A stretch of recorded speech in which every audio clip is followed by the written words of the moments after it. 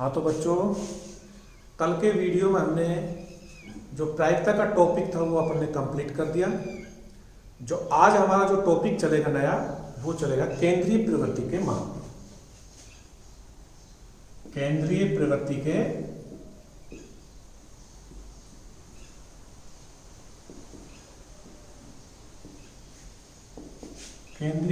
के माप। देखिए, केंद्रीय प्रवृत्ति के माप किसे कहते हैं, ये बेसिक नॉलेज हमें होनी चाहिए। केंद्रीय प्रवृत्ति के माप वे माप होते हैं जो दिए गए आंकड़ों का प्रतिनिधित्व करता है। केंद्रीय प्रवृत्ति के माप वे माप होते हैं जो दिए गए आंकड़ों का प्रतिनिधित्व करता है, केंद्रीय प्रवृत्ति के माप कहलाता है। केंद्रीय प्रवृत्ति के माप में जो सांख्यिकी में केंद्रीय प्रवृत्ति का माप औसत ही कहलाता है। औसत आपने छोटी कक्षाओं में पढ़ा है। औसत ज्ञात करने का जो सूत्र होता है वो आंकड़ों का योग बटे में आंकड़ों की संख्या।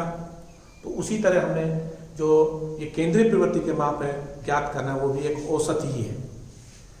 केंद्रीय प्रवृत्ति के माप दो भागों में बांटा, इसका दो पार्ट हो रहे हैं। केंद्रीय प्रवृत्ति के माप, एक तो गणितीय माध्य, एक स्थितिक माध्य। गणितीय माध्य में तीन पार्ट होते हैं, समांतर माध्य या उसको माध्य कहें, गुणोत्तर माध्य और हरात्मक माध्य। इसी तरह स्थितिक माध्य में माध्यक और बहुलक का अध्ययन किया जाता है। तो जो माध्यमिक स्तर पर हमने केंद्रीय प्रवृत्ति के माप का अध्ययन करना है वो है हमारा जो गणितीय माध्यम है, वो समांतर माध्य और माध्यक और बहुलक, इन तीनों पर ही अध्ययन करना है। तो सबसे पहले हम लेते हैं समांतर माध्य। ये तीन याद रखना है आप लोगों को, केवल समांतर माध्य, माध्यक और बहुलक। तो पहला हम ले रहे हैं समांतर माध्य।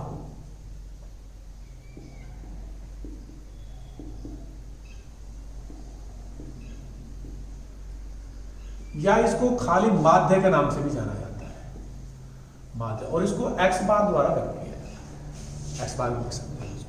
ये है हमारा समांतर माध्य। अब देखिए, समांतर माध्य हो चाहे माध्यक हो चाहे बहुलक हो, ये आप लोगों को समझना बहुत जरूरी है। जब आपको बेसिक नॉलेज हो जाएगी तो आराम से आप उन सवालों को हल कर लोगे। समांतर श्रेणी, देखो तीन श्रेणियों में हमें समांतर श्रेणी ज्ञात करनी है, चाहे वो माध्यक हो चाहे वो बहुलक हो।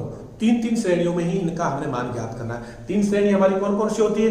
एक तो व्यक्तिगत श्रेणी होती है, एक हमारी अवर्गीकृत श्रेणी होती है, और तीसरी हमारी होती है वर्गीकृत श्रेणी। इनमें हमने समांतर माध्य, माध्यक और बहुलक का अध्ययन करना है। तो व्यक्तिगत श्रेणी कौन सी होती है? जिसमें केवल आंकड़े दिए हुए होते हैं, उसमें फ्रीक्वेंसी नहीं दी हुई होती है, ऐप नहीं दिया होता। जैसे 10 विद्यार्थियों के गणित विषय में प्राप्तांक, 5 विद्यार्थियों को गणित विषय में प्राप्तांक, जैसे प्राप्तांक है 2, 4, 6, 8, 10, ये 5 विद्यार्थियों गणित विषय में प्राप्तांक है। केवल प्राप्तांक आंकड़े दे रखा है, ये हमारी व्यक्तिगत श्रेणी होती है। क्या होती है ये? व्यक्तिगत। एक अवर्गीकृत श्रेणी होती है जिसमें आंकड़े प्राप्तांक x, ये x होता है हमारा प्राप्तांक, x दे रखा हो और फ्रीक्वेंसी दे रखी हो। जैसे गणित विषय में 5 विद्यार्थियों के जो प्राप्तांक है, तो इस तरह विद्यार्थियों की संख्या आ जाएगी, विद्यार्थियों की संख्या। जैसे 2 अंक प्राप्त करने वाले विद्यार्थी 1 है, 4 अंक प्राप्त करने वाले विद्यार्थी 3 है, 6 अंक प्राप्त करने वाले विद्यार्थी 6, 8 अंक प्राप्त करने वाले विद्यार्थी 0 है, 10 अंक प्राप्त करने वाले विद्यार्थी 5 है। तो ये फ्रीक्वेंसी, ये ऐप होता है और ये हमारा x होता है। अब देखिए, प्राप्तांक और विद्यार्थियों की संख्या या आयु, विद्यार्थियों की संख्या, आयु वर्ग में जैसे कोई समय माध्य, समांतर माध्य, माध्यक और बहुलक ज्ञात करवावे, तो इन चीजों को आप लोगों ने विशेष ध्यान रखना है। जैसे आप इसमें हमने देखा या इसमें x कौन सा है, f कौन सा है। हमेशा जो आंकड़ा x होता है वो हमेशा आरोही या अवरोही क्रम में मिलेगा, और f फ्रीक्वेंसी का कोई क्रम नहीं होता है। तो हम जान सकते हैं कि हमारा x और ये हमारा f है। ये हमारी अवर्गीकृत श्रेणी। क्या होती है ये? अवर्गीकृत श्रेणी। तीसरी आती है हमारी वर्गीकृत श्रेणी। वही गणित विषय में प्राप्तांक या विज्ञान साइंस के विषय में सब्जेक्ट में प्राप्तांक, तो अपन लेंगे जैसे 0 से 10 अंक प्राप्त करने वाले विद्यार्थी, ये हमारा प्राप्तांक वर्ग अंतराल होता है, वर्ग। ठीक है, ये प्राप्तांक है। 0 से 10 के बीच में अंक प्राप्त करने वाले विद्यार्थी 2 है, ये हमारा एफ होगा, विद्यार्थियों की संख्या। 10 से 20, 20 से 30, इस तरह ये वर्ग बना हुआ होगा। 10 से 20 का अंतर 3 आ जाए, 20 से 30 के बीच में अंक प्राप्त करने वाले विद्यार्थी 7 आ जाए। तो इस तरह ये क्या होगी? हमारी वर्गीकृत श्रेणी। इन तीनों श्रेणियों में हमने समांतर माध्य ज्ञात करना है। तो हम सबसे पहले लेते हैं व्यक्तिगत श्रेणी में समांतर माध्य ज्ञात करने का सूत्र, फिर हम लेते हैं अवर्गीकृत श्रेणी में समांतर माध्य ज्ञात करने का सूत्र, फिर हम लेते हैं वर्गीकृत श्रेणी में समांतर माध्य ज्ञात करने का सूत्र। देखिए हमने 4 नंबर की जो प्रायिकता है वो आपने कंप्लीट करा दी है। अब ये जो टॉपिक है हमारा माध्यमिक शिक्षा बोर्ड में कितना नंबर का आएगा, 8 नंबर का आएगा। तो आप लोगों को थोड़ा थोड़ा ध्यान दोगे, प्रैक्टिस करोगे तो निश्चित रूप से आप लोगों को समझ में आएगा। तो हमारा जो पहला इसमें व्यक्तिगत श्रेणी में, व्यक्तिगत श्रेणी में माध्य, व्यक्तिगत श्रेणी में माध्य समांतर माध्य पूछे या केवल माध्य के, तो हम वही ज्ञात करेंगे समांतर माध्य। तो हम यहां लिख देंगे माध्य बराबर, सूत्र क्या होता है व्यक्तिगत श्रेणी में माध्य बराबर ज्ञात करने का सूत्र, आंकड़ों का योग, आंकड़ों का योग बटे में आंकड़ों की संख्या, आंकड़ों की संख्या। इसमें जो आंकड़े दिए होते हैं उसके मध्य की संख्या या उसके आसपास की जो भी संख्या है वो ज्ञात की जाती है समांतर माध्य में। औसत की, औसत ही है ये कि औसत हमने निकाला है तो आंकड़ों का योग बटे में आंकड़ों की संख्या माध्य बराबर, या इसको हम सीधा लिख सकते हैं माध्य बराबर, क्योंकि आंकड़ा हमारा x होता है सिग्मा x बटे में n। सिग्मा का मतलब होता है योग, जिसके भी सिग्मा लग रहा हो तो उसका योग। आंकड़ा ये x जो होता है हमारा आंकड़े होते हैं और आंकड़ों की संख्या होती है वो क्या होती है हमारी n। तो हम ये सूत्र लिख के सीधा सिग्मा x बटे n भी लिख सकते हैं माध्य बराबर। माध्य की जगह हम x बार भी लिख सकते हैं, लेकिन अपन माध्य लेके चले कोई दिक्कत नहीं, ठीक है। तो ये तो होता है हमारा व्यक्तिगत श्रेणी में माध्य ज्ञात करना सूत्र। जैसे जैसे सवाल आएंगे आप लोगों के आराम से समझ में आ जाएगा। दूसरा है हमारा अवर्गीकृत श्रेणी में माध्य, ये आराम से आप नोटबुक में नोट कर सकते हो। माध्य बराबर सूत्र क्या होगा इसमें, सिग्मा fx बटे में सिग्मा f। जैसे हमने अभी बताया था जो x प्राप्तांक पे विद्यार्थी संख्या f था, फिर उसका f और x को गुणा करेंगे, फिर उनका fx को योग करेंगे, f का योग करेंगे, fx में सिग्मा f का भाग दे देंगे तो हमारा माध्य आ जाएगा। देखिए अवर्गीकृत श्रेणी में माध्य हम ज्ञात करने का सूत्र हमारा ये हमारी डायरेक्ट मेथड प्रत्यक्ष विधि है। हमारी कौन सी विधि है ये, प्रत्यक्ष विधि है। छोटी संख्या रहती है, जैसे आंकड़ों की संख्या छोटी हो, फ्रीक्वेंसी भी छोटी हो, तो हम बिल्कुल इस डायरेक्ट मेथड से हम प्रत्यक्ष विधि से समांतर माध्य ज्ञात कर सकते हैं। अवर्गीकृत श्रेणी में और वर्गीकृत श्रेणी में वही 3 विधियों से निकाला जाता है सवाल। एक ये तो होती है हमारी प्रत्यक्ष विधि, दूसरी हमारी कल्पित माध्य विधि, तीसरी विधि होती है हमारी पद विचलन विधि। तो ये होगा हमारा अवर्गीकृत श्रेणी में माध्य। तीसरा जो हमारा है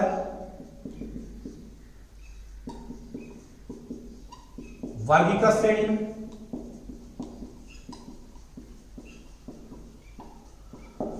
वर्गीकृत श्रेणी में माध्य ज्ञात करने का सूत्र वही माध्य बराबर। देखो वर्गीकृत श्रेणी में हमें 3 विधियों से ज्ञात करना होगा। जो वर्गीकृत श्रेणी आ जाती है तो हम 3 विधि से ज्ञात कर लेंगे। हम कोई वो कह रहा है कि कल्पित माध्य से विधि, कल्पित माध्य विधि से समांतर माध्य ज्ञात कीजिए, या वो कहते हैं कि पद विचलन विधि से समांतर माध्य ज्ञात कीजिए, या वो कहते हैं प्रत्यक्ष विधि से समांतर माध्य ज्ञात कीजिए। जब वो कहता है केवल समांतर माध्य ज्ञात कीजिए तो आप कोई सी भी विधि से ज्ञात कर लो तो आपका सवाल गलत नहीं होगा। तो इसमें जो इसका पहला है वर्गीकृत श्रेणी में माध्य ज्ञात करने का प्रत्यक्ष विधि,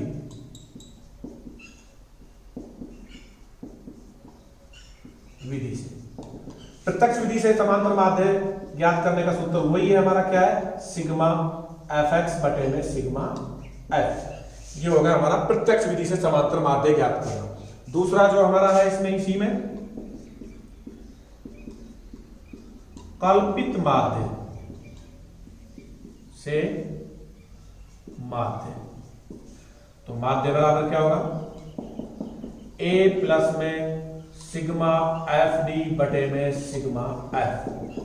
ये होगा इसमें a क्या होता है हमारा काल्पनिक मान, कल्पित माध्य। a बराबर क्या होता है,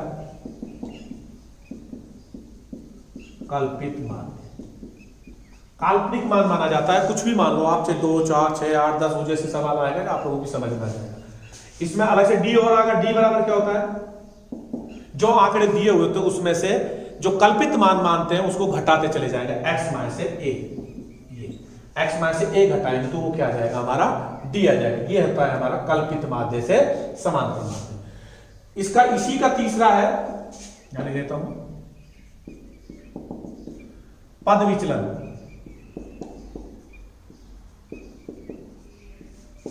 से माध्य। पद विचलन से माध्य, हमारा माध्य बराबर क्या होगा, ए प्लस में सिग्मा एफ यू बटे में सिग्मा एफ गुणा में एच, एस गुणा में एच। इसमें एच लगा, एक यू आ गया, तो ए वही हमारा क्या है, कल्पित माध्य है। यू बराबर क्या होगा हमारा, एक्स माइनस में ए बटे में एच, तो ए वही हमारा कल्पित माध्य, ए बराबर कल्पित माध्य, यू बराबर एक्स माइनस में ए बटे में एच, और एच बराबर हमारा क्या होता है, वर्ग अंतराल। जैसे 0 से 10, 10 से 20 कितना कितना का अंतर है, 10 का, तो ये वर्ग अंतराल है। यू ज्ञात करेंगे, जैसे डी में हम वर्ग अंतराल को भाग देंगे तो क्या आ जाएगा, यू आ जाएगा। तो इस तरह समांतर माध्य में जो वर्गीकृत श्रेणी और अवर्गीकृत श्रेणी होती है वो 3 विधियों से ज्ञात की जाती है। तो वो अपन कोई सी विधि से भी ज्ञात कर लेते हैं, लेकिन सबसे उपयुक्त जो विधि मानी गई है वो हमारी कौन सी मानी गई है, कल्पित माध्य, शॉर्टकट मेथड जो होता है हमारा कल्पित माध्य विधि से हम सवाल को हल करें तो हमें गुणा भाग में कैलकुलेशन करने में कोई दिक्कत नहीं आती है। तो अब हम लेते हैं समांतर माध्य का जो व्यक्तिगत श्रेणी में जो भी सवाल है 17.1 उसका हल शुरू करते हैं। इनको आराम से आप उतार सकते हो, सारे सूत्रों को याद कर सकते हो।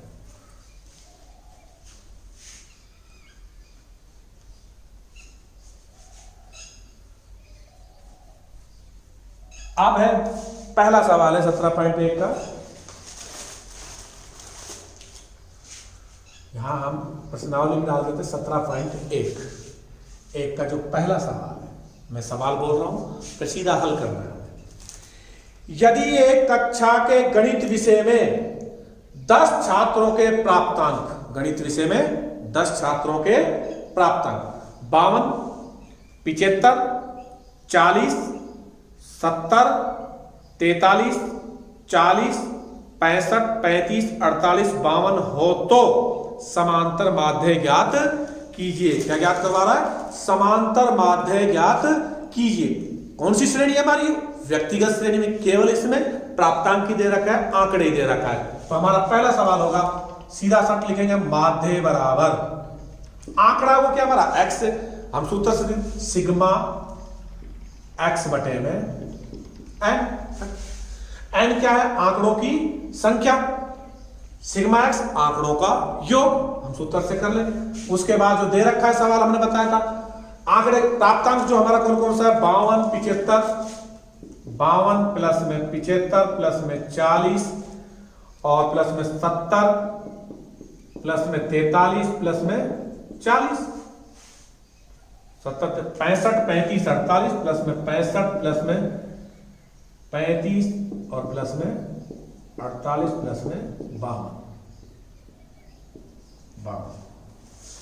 1 2 3 4 5 6 7 8 9 10 10 विद्यार्थियों ने प्राप्त किया। एक ने 52 करा, एक ने 75, एक ने 40, एक ने 70, 43, 40, 65, 35, 48 और 52। एंड कितने विद्यार्थी हमारे, आंकड़ों की संख्या कितनी है हमारी, 10 है। अब इनको जोड़ लेंगे, 2 और 8 10 और 5 15, 5 20, 20 और 3 23, 23 और 5 28 और 2 30, 30, 5 हासिल पाई 3 थी, 5 और 3 8, 4 12, 12 3 15, 15 6 21, 4 25, 4 29, 29 7 36, 40, 40 और 47, 47 और 5 52। कितना आ गया टोटल इनका, 520 बटे में 10। तो अपन अब करने की कुछ जरूरत ही नहीं, सीधा का सीधा लिख दो, एक 10 का भाग देंगे तो एक अंक छोड़ के 10 मूल लगाएंगे, 0 को भाग देने की कोई जरूरत ही नहीं है। तो कितना हो जाएगा, 52 आंसर है। ये है व्यक्तिगत श्रेणी में समांतर माध्य ज्ञात करने का फॉर्मूला हमारा। तो अपन को सबसे पहले ये लिखना है, माध्य बराबर सिग्मा एक्स बटे में एन। दूसरा सवाल है जो हमारा, इसको आराम से उतार भी लोगे, कोई दिक्कत नहीं है। दूसरा सवाल में कह रहा है वो, एक विद्यालय के सहायक कर्मचारियों का मासिक वेतन रुपये, महीने का जो वेतन है वो क्या है, सहायक कर्मचारी का 1720, 1750, 1760, 1710 है। तो समांतर माध्य ज्ञात कीजिए। तो कितना महीनों का है? 1 2 3 4 महीने का है। कितना महीने का है? 4 महीने का है। तो इनका औसत निकालना है कि 4 महीने में बराबर बराबर पेमेंट जाए तो कितना जाए, तो वो औसत निकालना है, माध्य निकालना है अपने। तो वही लिखेंगे माध्य बराबर सिग्मा x बटे में n। यहां पर लिख सकते हैं आंकड़ों का योग बटे में आंकड़ों की संख्या। सिग्मा x वो 4 महीने का वेतन कितना कितना है? 1720 प्लस में 1750 और प्लस में 1760 प्लस में 1710 बटे में n हमारा कितना हो गया? n हमारा कितना हो गया? 4। अब जोड़ लो भाई, 0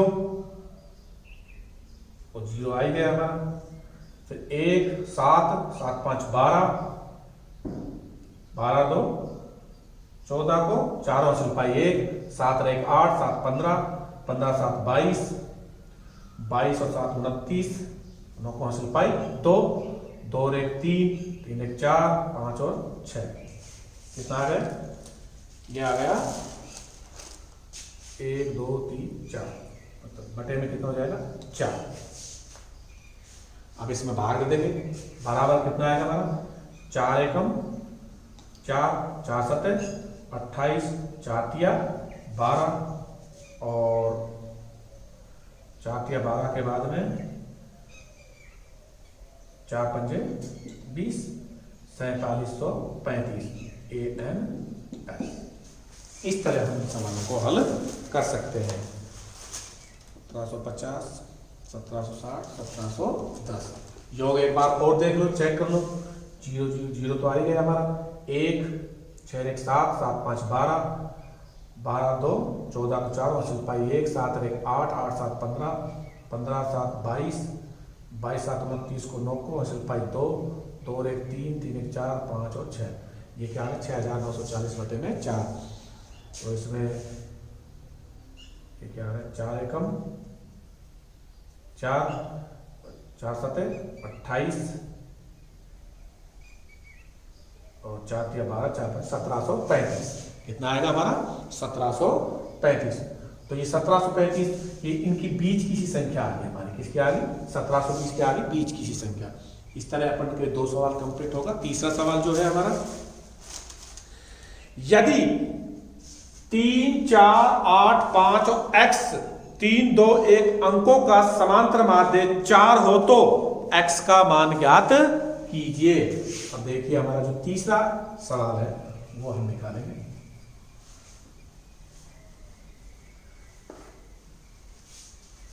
जोड़ घटा गुणा भाग आराम से तसल्ली, इसमें जोड़ घटा गुणा भाग ये कहीं भी गलती हो जाए तो उसको थोड़ा एक बार रिपीट कर लिया करो। जैसे ये दे रखा है, यदि 3 4 8 5 x 3 2 1 अंकों का समांतर माध्य 4 हो तो x का मान ज्ञात कीजिए। अब ये व्यक्तिगत श्रेणी में क्या दे रखा है? माध्य, समांतर माध्य दे रखा है। तो हम समांतर माध्य का सूत्र लगाएंगे व्यक्तिगत श्रेणी का। यदि व्यक्तिगत श्रेणी में माध्यक दे रखा और फिर x का मान, तो हम माध्यक का सूत्र लगाते हैं। यदि व्यक्तिगत श्रेणी में बहुलक दे रखा होता तो हम बहुलक का सूत्र, जो भी दे रखा उसी का सूत्र लगाएंगे। तो हम सबसे पहले लिखेंगे माध्य बराबर, सूत्र जो होगा हमारा वही माध्य बराबर सिग्मा x बटे में n। जिन बच्चों के पास बुक नहीं है तो मैं इन सवालों को भी PDF आपके पास भेज दूंगा, सवालों को भी आप देखो और फिर ये हल है सीधा हमारा डायरेक्ट। ठीक है, तो इसमें सवाल में दे रखा है तीसरा में समांतर माध्य कितना दे रखा है? 4। x का मान ज्ञात करवा लो, तो हम माध्य की जगह माध्य लिख देंगे 4 बराबर सिग्मा x। ये आंकड़े कौन कौन से दे रखे हैं? 3 प्लस में 4 प्लस में 8 प्लस में 5 प्लस में x और प्लस में 3 प्लस में 2 प्लस में 1। ये हमारे जो आंकड़े दे रखा है वो दे रखा कितना हो गया हमारा? 1 2 3 4 5 6 7 8। सिग्मा x तो ये होगा हमारा, जो x आ रहा वो भी आएगा। अंकों आंकड़ों का जो संख्या है वो कितनी होगी? 1 2 3 4 5 6 7 8। अब x का मान ज्ञात करना। देखिए ये हमारे दो पक्ष हो गए, LHS और RHS, दोनों में एक एक ही भिन्न है। हमने कोई लघुत्तम या एलसीएम लेने की कोई आवश्यकता नहीं, हम सीधा ज्ञात करेंगे। इसके बटे क्या होता है? 1 होता है जब कुछ भी न रहे, तो इनको हम टोटल कर लेंगे। 4 बराबर 3 4 7 8 7 15 20 20 3 23 2 25 और 1 26 26 प्लस में x अलग है अज्ञात मान। चर राशि है बटे में 8, 26 प्लस में x लेंगे। अब इनको गुणा करेंगे 26 प्लस में x, इसके बटे 1 रहे तो इसको सीधा वज्र गुणा कर लो, 26 प्लस में x बराबर में 8 चौक 32। ठीक है ये। अब x का मान ज्ञात करना है, x पक्षांतरण कर लेंगे, पक्षांतरण करना आना चाहिए हमें।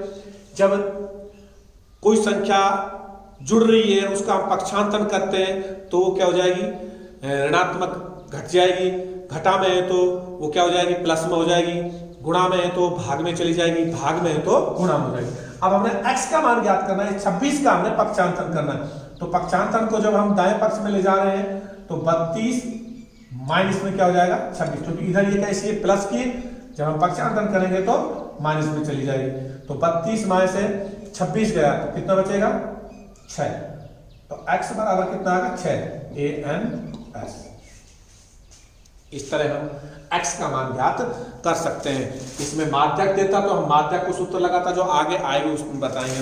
अब अगला सवाल है हमारा, क्रिकेट के एक खिलाड़ी ने 10 पारियों में क्रम से 60, 62, 56, 64, 0, 57 और 33, 27, 9 और 71 रन बनाए। उसके इन पारियों के रनों का औसत ज्ञात कीजिए। उसी तरह सारे के सारे सवाल, क्योंकि आप लोगों ने जोड़ना, घटाना, गुणा, भाग करना आना जरूरी। यदि ये नहीं आएगा तो हम इनको कर ही नहीं सकते फॉर्मूले, तो हमें मालूम हो जाए जब जोड़, घटा, गुणा, भाग नहीं आएगा तो हम उनको कैसे हल करेंगे। तो अब है हमारा चौथा सवाल,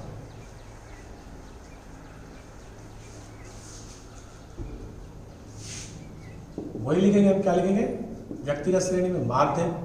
हम इसमें आंकड़ों का योग बटे में आंकड़ों की संख्या, राशियों का योग बटे में राशियों की संख्या, या अपना सिग्मा x बटे में x होता है, वही हमारे आंकड़ा होता है, राशियों की वही। तो अभी चौथा सवाल में क्रम से जो रन बनाने का वो दे रखा है, कितना दे रखा है 60, सिग्मा x करेंगे 60 प्लस में 62 प्लस में 56, 62 प्लस में 56 प्लस में 64 प्लस में 0 प्लस में 57 प्लस में 33 प्लस में 33 प्लस में 27 प्लस में 9 और प्लस में 71। 1 2 3 4 5 6 7 8 9 10। एन कितना होगा हमारा 10 है। अब इनका योग कर लेंगे, क्या कर लेंगे, योग कर लेंगे। 1 9 10, 10 और 7 17, 3 20, 20 और 27, 27 और 4 31, 37, 37 और 2 39 और 9 को हासिल पाई 3, 7 3 10, 10 और 2 12, 12 3 15, 15 5 20, 20 और 6 26, 26 और 5 31, 37, 37 और 6 43, 439 बटे में 10। इस तरह अपन को जोड़ लेंगे। एक बार और थोड़ा रिपीट कर लो, कहीं गलती नहीं रहनी चाहिए जोड़ने में। अब भाग देना तो हमने भाग जब 10 का जहाँ 100 का जहाँ 1000 का जहाँ तो उसको भाग देने को उतना ही इकाई का अंक छोड़ के, जी 1 0 तो 1 अंक छोड़ के दशमलव, 2 0 तो 2 0, 3 0 तो 3 0 तो 1 0 है, तो यहाँ दशमलव कहाँ लगेगा 43.9 आंसर। इस तरह की हमारा कौन सा हो गया, चौथा सवाल हो गया। अब पांचवा सवाल है हमारा, एक मासिक परीक्षा में 10 विद्यार्थियों के द्वारा अंग्रेजी में प्राप्तांक निम्न अंकों से समांतर माध्य की गणना कीजिए। इस सवाल में दे रखा अनुक्रमांक, यानी कि सीरियल नंबर दे दिया, जैसे सीरियल अनुक्रमांक है इसमें 1 2 3 4 5 6 7 8 9 और 10, इस तरह का अनुक्रमांक दे दिया। और यहां दे रखा प्राप्तांक, प्राप्तांक ऐसे। तो एम थोड़ा सा भ्रमित हो सके बालक, सोचेगा भाई ये तो 12 मार्क का ये अवर्गीकृत श्रेणी आ गई। ये अवर्गीकृत श्रेणी नहीं, ये हमारा क्या है, वही व्यक्तिगत श्रेणी है। इसमें 30 28 32 28 32 12 18 20 25 15 26 14 15 26 14 ये कह रहा है। इनने कहा कि एक मासिक परीक्षा में 10 विद्यार्थियों का अंग्रेजी में प्राप्त निम्न अंकों का, ये अंग्रेजी में प्राप्त अंक है 10 विद्यार्थी। एक विद्यार्थी ने पहला विद्यार्थी के 30 आया, दूसरा कितना 28 आया, तीसरा के 32 आया, चौथा के 12 आया, पांचवा के 18 आया। इस तरह का ये 10 विद्यार्थियों के प्राप्तांक दे रखा। तो ये है अनुक्रम सीरियल नंबर है। तो ये श्रेणी कौन सी होगी हमारी? वही व्यक्तिगत श्रेणी होगी। तो इसमें हमें समांतर माध्य ज्ञात करना का वही माध्य, ये हमारा पांचवा सवाल है। माध्य बराबर वही सिग्मा एक्स बटे में एन, सिग्मा एक्स बटे में एन ज्ञात करना है। तो सिग्मा एक्स क्या होगा? वही हमारा 30 प्लस में 28 प्लस में 32 12 प्लस में 18 प्लस में 20 प्लस में 25 प्लस में 15 प्लस में 26 प्लस में 14 बटे में वही हमारा कितना होगा? 10 विद्यार्थी, 1 2 3 4 5 6 7 8 9 10 है। इनको योग कर लो भाई।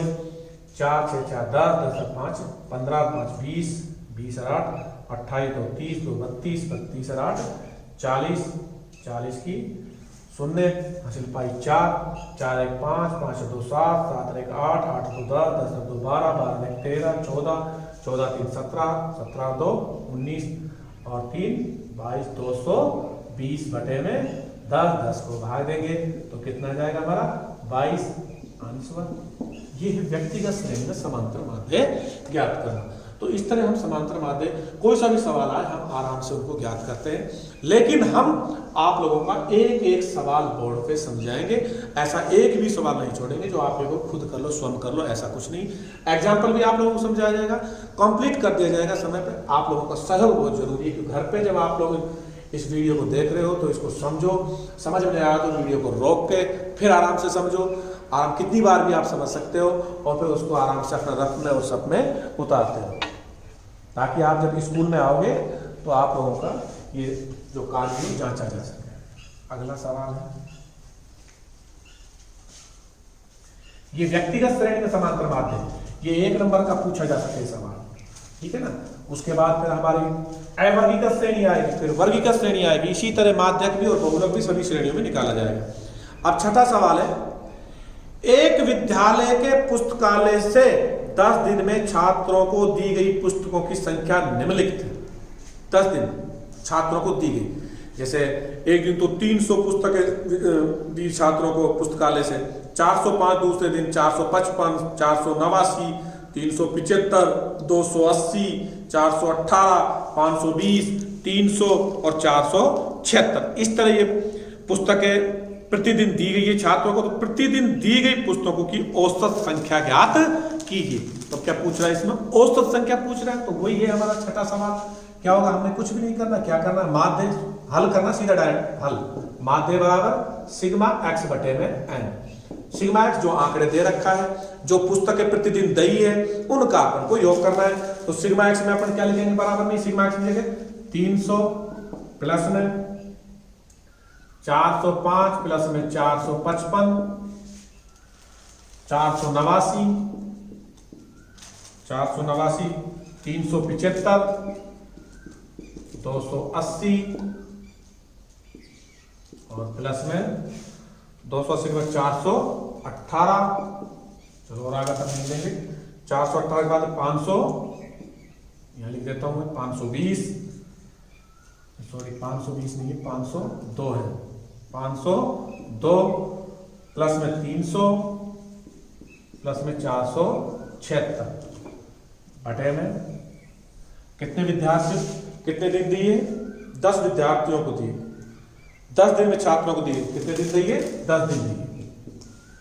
1 2 3 4 5 6 7 8 9 और 10, यही है हमारे। तो इसमें जो माध्य पूछा, प्रतिदिन दी गई पुस्तकों की औसत संख्या ज्ञात की, तो वही है आंकड़ों का योग बटे में आंकड़ों की संख्या। आंकड़ों का योग अब कर लो भाई, कितना आएगा? 6 अपने इकाई से इकाई जोड़ते चले जाएंगे, फिर दाई से दाई जोड़ चले जाएंगे, ऐसे जोड़ लिया तो 6 8 6 8 14 14 8 22 22 7 29 29 और 8 37 37 और 5 42। सॉरी अपन को इकाई से जोड़ना, दाई भी जोड़ दिया। 6 6 2 8 8 8 16 16 5 21 21 और 9 30 30 और 5 35 35 और 5 40 के सुपर हासिल पाई 4। आप दाई मिलेंगे 7 4 11, 11 1 12, 12 8 20, 7 27, 27 और 8 35, 35 और 5 40, 4। अब इसमें ले लेंगे 4 4, 8 8 3 11, 11 और 5 16, 4 20, 20 और 2 22, 22 और 3 25, 25 और 4 29, 29 और 4 33, 37, 37 40। कितना होगा 4000 बटे में 10 बराबर में कितना जाएगा प्रतिदिन औसत देने वाली जो बराबर 10 दिन में कितनी कितनी बराबर आ रही है, औसत जो आ रहा है वो हमारा क्या है कि 400 पुस्तकें अंश। इस तरह जो हमने 6 सवाल अपना कंप्लीट कर दिया है व्यक्तिगत श्रेणी में समांतर माध्य ज्ञात करने का, एक एक सवाल बता दिया है। अब इसमें 3 4 सवाल 5 सवाल और रहे, 4 सवाल एग्जाम्पल के कुछ सवाल वो हम अगले वीडियो में कल बताएंगे। धन्यवाद।